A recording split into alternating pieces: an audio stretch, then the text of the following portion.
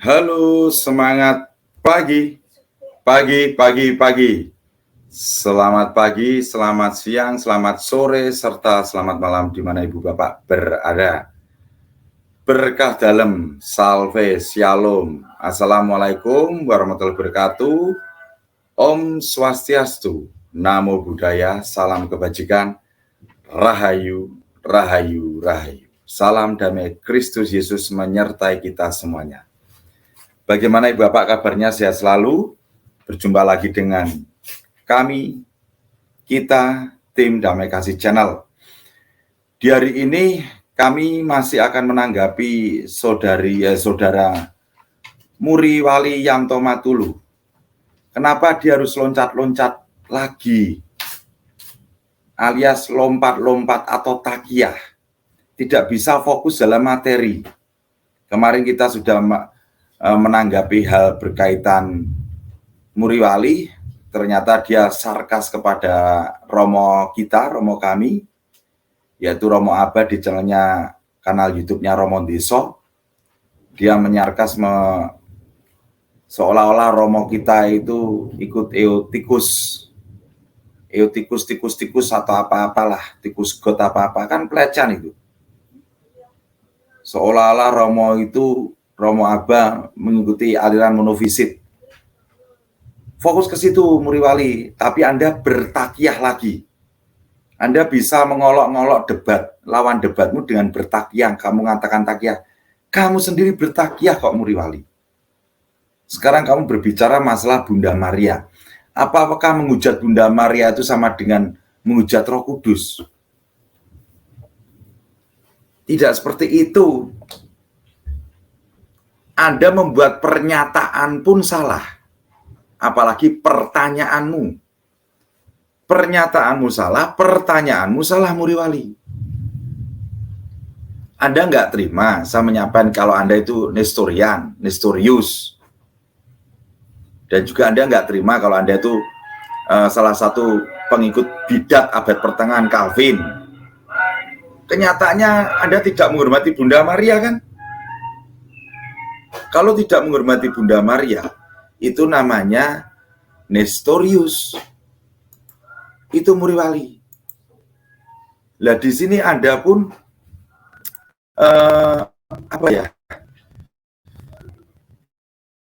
bertakiyah, melempar suatu pertanyaan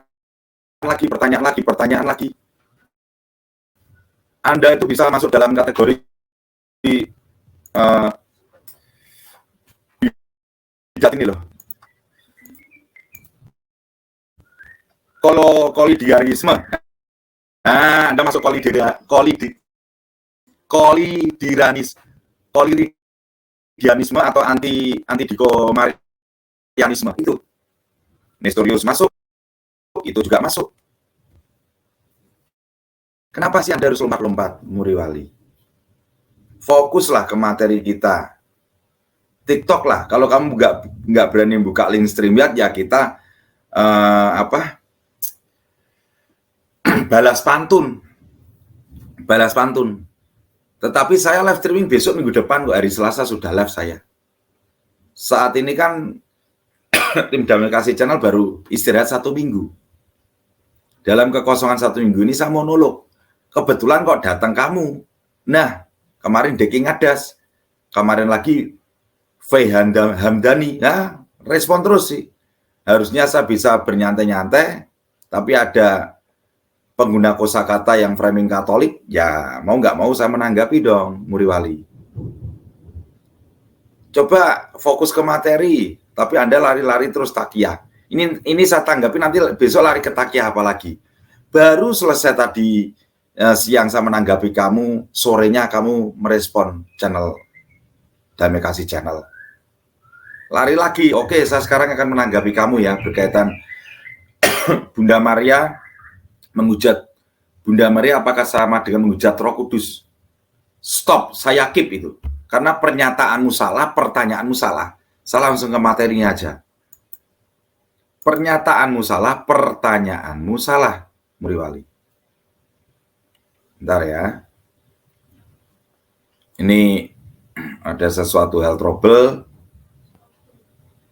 Mudah-mudahan bisa ini.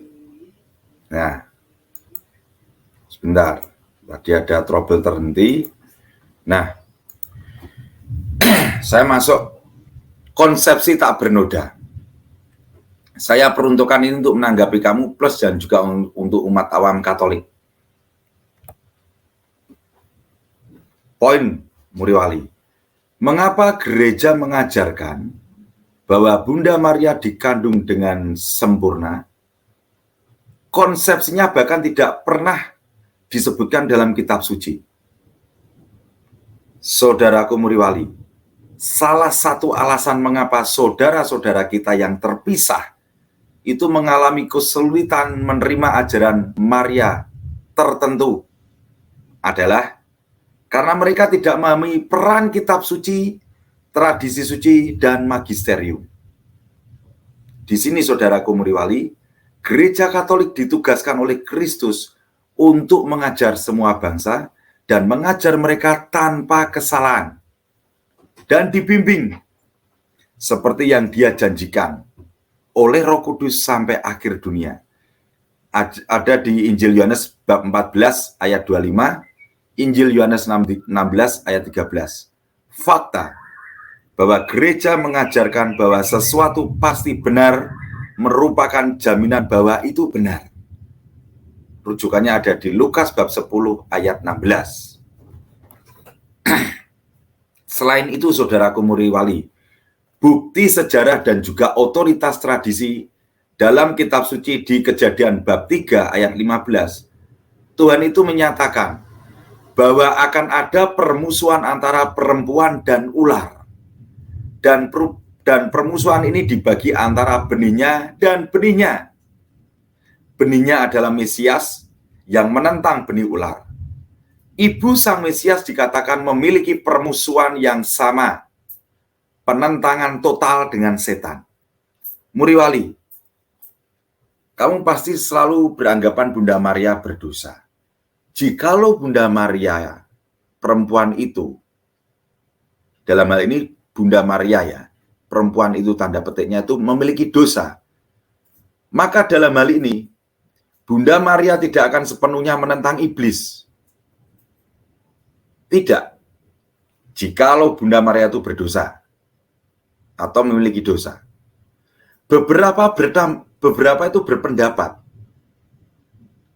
mungkin termasuk disclaimer ya, Muriwali, saya disclaimer, mungkin termasuk dirimu berpendapat bahwa perempuan itu mengacu pada Hawa.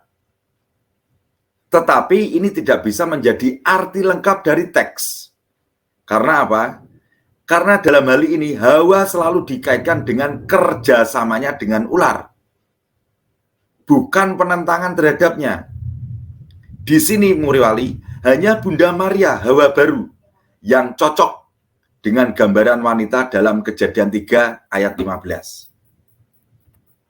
Juga dapat ditemukan dalam salam malaikat kepada Bunda Maria dalam Lukas 1 ayat 28. Salam, penuh kasih karunia, Tuhan besertamu. Ungkapan penuh rahmat, Muriwali.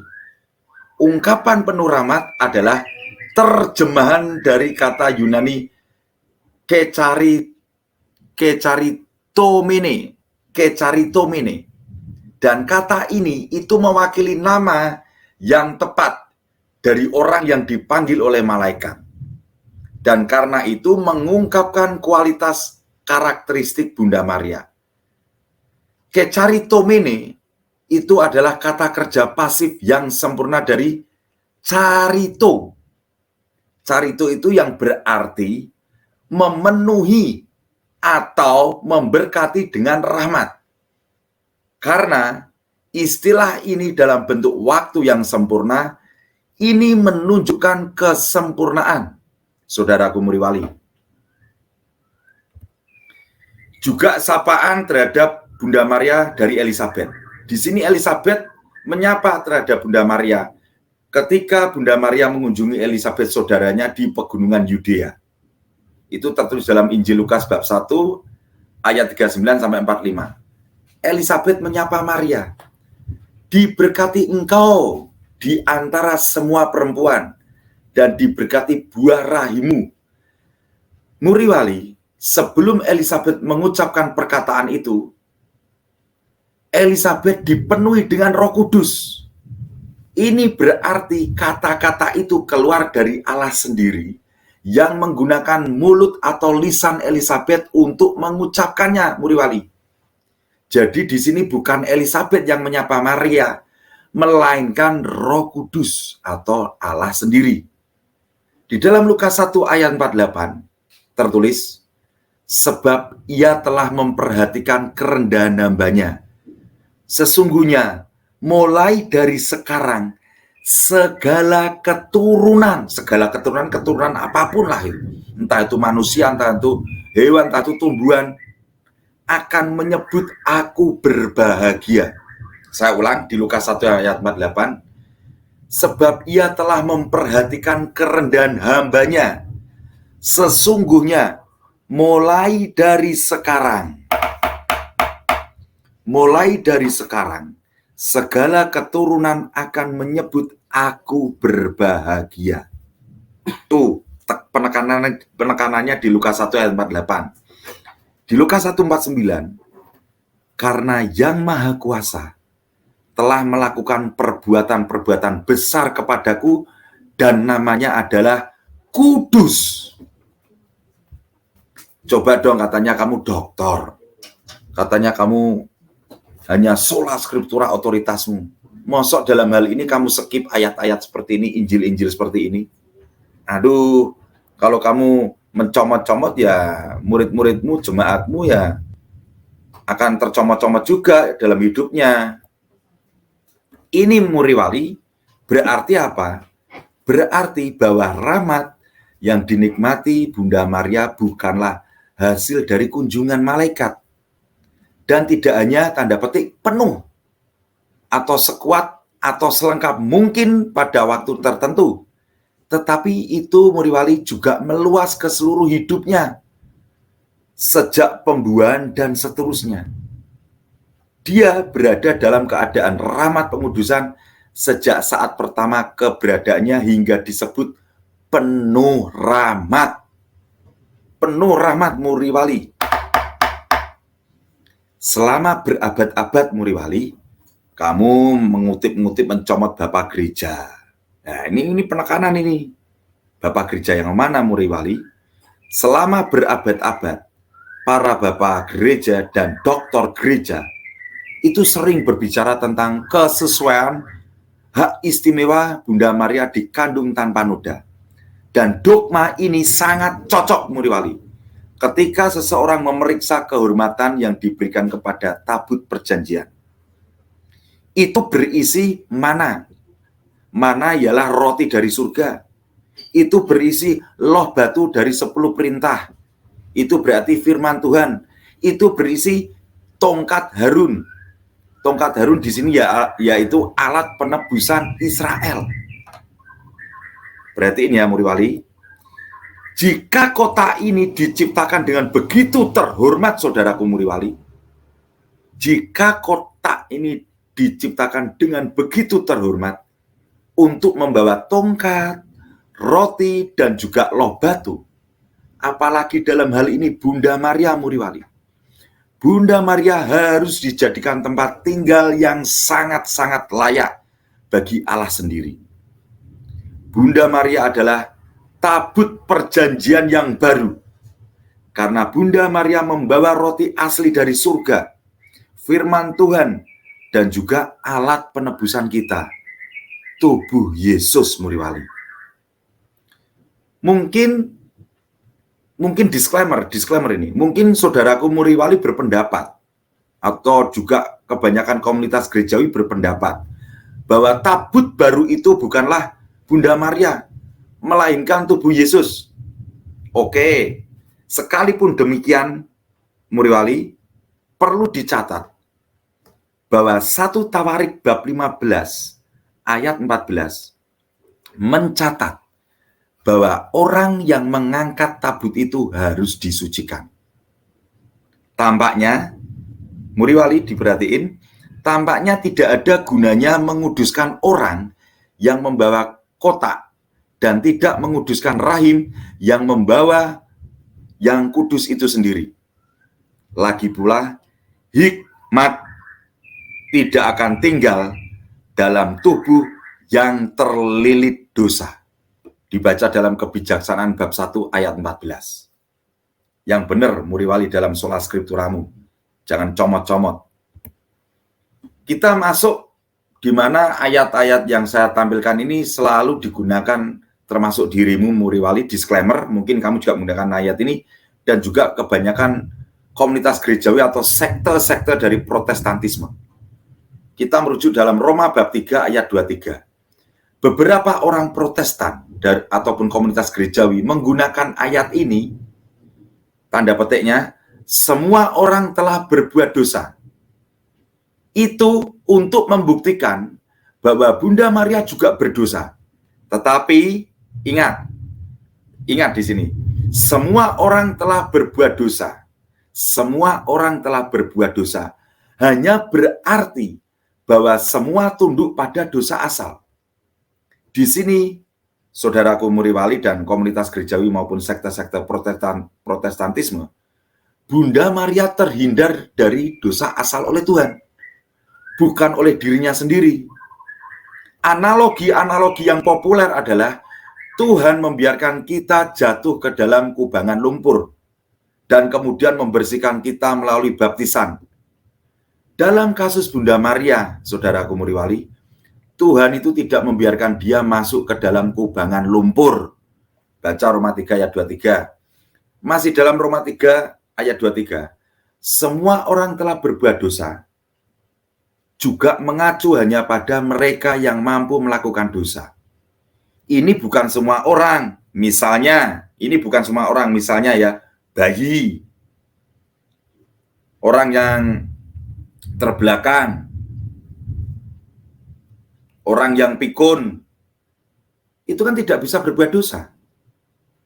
Coba pakai logika yang waras, saudaraku Muriwali dan beberapa sekte-sekte protestantisme maupun komunitas gerejawi. Untuk bayi, difabel atau orang yang terbelakang, bahkan orang yang pikun, tidak bisa berbuat dosa. Oke? Roma 3 ayat 23. Akhirnya, semua orang telah berbuat dosa. Tetapi Yesus harus menjadi pengecualian dari aturan ini. Artinya apa? Artinya di sini Bunda Maria juga bisa menjadi pengecualian. Perhatikan di sini. Bahwa kata Yunani untuk semua adalah pantes. Kata Yunani untuk semua adalah pantes. Di dalam 1 Korintus 15 ayat 22, dalam Adam semua, tanda petik, pantes telah mati. Dalam Adam semua telah mati. Tanda petiknya pantes. Dan dalam Kristus semua akan hidup. Tanda petiknya pantes. Ini apa? Ini itu membuktikan bahwa tanda petik semua tidak berarti setiap orang. Membuktikan semua itu tidak berarti setiap orang. Ini apa sih? Ini karena tidak semuanya mati. Seperti Henok dan Elia yang langsung diangkat ke surga. Dan tidak semuanya akan masuk surga. Karena apa? Yesus berkata demikian. Roma bab 5 ayat 12. Di sini Paulus mengatakan bahwa kematian menyebar ke semua orang. Pantes, semua, pantes itu. Sekali lagi, ini membuktikan bahwa semua atau pantes tidak berarti setiap orang. Karena apa? Karena kematian tidak menyebar ke semua orang, atau seperti yang telah kita lihat pada Henok dan Elia. Itu logikanya dipakai dong.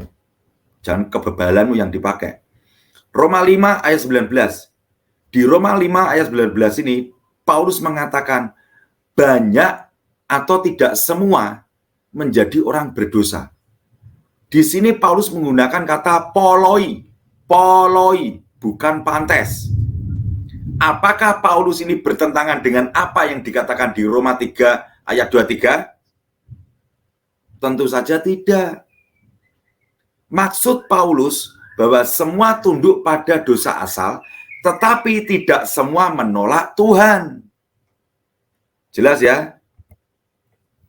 Roma 3 ayat 10 sampai 11. Di sini disclaimer, mungkin Muriwali dan juga komunitas gerejawi ataupun sekte-sekte dari Protestantisme itu juga menggunakan ayat ini untuk apa? Untuk membuktikan bahwa semua manusia berdosa dan dengan demikian Bunda Maria pasti berdosa. Jangan tergesa-gesa dulu. Lihat di Mazmur 14 yang menjadi dasar ayat tersebut. Di Mazmur 14, Mazmur ini tidak mengajarkan bahwa semua manusia berdosa. Dibaca yang benar. Itu hanya mengajarkan bahwa di antara orang jahat semuanya berdosa. Orang benar terus mencari Tuhan. Yang benar dong. Mazmur 53 ayat 1 sampai 3. Tanda petiknya diperhatiin, tidak ada yang berbuat baik. Tidak ada yang berbuat baik. Secara tegas, ini mengacu pada mereka yang telah murtad. Mereka yang tetap setia berbuat baik, dan Yesus menyebut orang yang setia seperti itu baik. Diperhatiin kata-katanya, baik. Jelas ya? Di Lukas 18 ayat 19, Yesus berkata juga, tidak ada yang baik selain Allah saja. Tetapi kemudian di dalam Injil Matius 12 ayat 35, Yesus juga berkata, orang baik dari hartanya yang baik. Jadi di sini Yesus berkata, tidak ada yang baik selain Allah. Dan kemudian menyebut orang lain baik. Perhatiin. Roma 9 ayat 11. Di sini Tuhan membedakan antara Yakub dan Esau di dalam rahim sebelum mereka berdosa. Di sini Bunda Maria juga dibedakan dari umat manusia lainnya di dalam rahim dengan diselamatkan oleh Tuhan dari dosa asal. Paham panjenengan? Di Lukas 1 ayat 47, Bunda Maria menyebut Allah juru selamatnya. Termasuk Muriwali disclaimer, mungkin termasuk Muriwali ya disclaimer, dan juga sekte Protestantisme ataupun komunitas gerejawi, beberapa menggunakan ini untuk merendahkan Bunda Maria. Mengapa? Mengapa Pak DKC? Tentu saja Tuhan adalah juru selamat Bunda Maria. Dia dibebaskan dari dosa asal di dalam rahim, atau tidak seperti kita yang dibebaskan dari dosa di luar rahim, tetapi membutuhkan juru selamat, sama seperti umat manusia lainnya. Paham? Masuk di Lukas 1 ayat 48, Bunda Maria menyebut dirinya hina, tetapi makhluk apapun rendah dibandingkan dengan Tuhan. Misalnya dalam Injil Matius 11 ayat 29, di sini bahkan Yesus mengatakan dia rendah hati. Kerendahan hati adalah kerendahan hati adalah tanda kerendahan hati, itu yang merupakan kebajikan terbesar dari kekudusan. Karena apa? Karena memungkinkan kita untuk mengosongkan diri dan menerima kasih karunia Allah untuk mengubah hidup kita yang penuh dosa. Sekian, terima kasih. Saya menggunakan ayat untuk menanggapi saudaraku Muriwali, biar semuanya klop. Saya belum menggunakan tradisi suci, belum menggunakan totalitas magisterium, karena Anda orang mata ayatan. Saya fair di sini. Tetapi di sini Anda malah menggunakan tradisi suci, comot-comot. Malah Anda menyarkas romo kami. Apa-apaan itu Muriwali? Saya tanggapi berkaitan thumbnailmu, menghujat Maria sama dengan menghujat roh. Pernyataan salah, pertanyaan salah. Sudah saya genapkan di dalam tanggapan saya kepada dirimu. Mohon maaf Muriwali kalau saya semakin agak tegas, karena kamu semakin keblunderanmu semakin nampak. Jangan tegar tengkuk Muriwali, jangan sombong. Apa yang kamu andalkan, apa yang kamu sombongkan dalam hidupmu? Yang lebih besar namamu atau nama di atas segala nama, Muriwali? renungkan kata-kataku ini. Mohon maaf apabila ada ucap tutur kata kami semuanya yang kurang berkenan. Ibu Bapak semuanya tetap berkarya. Tuhan Yesus memberkati. Bunda Maria mendoakan dan selalu menyertai kita dan melindungi kita semuanya. Salve berkat dalam.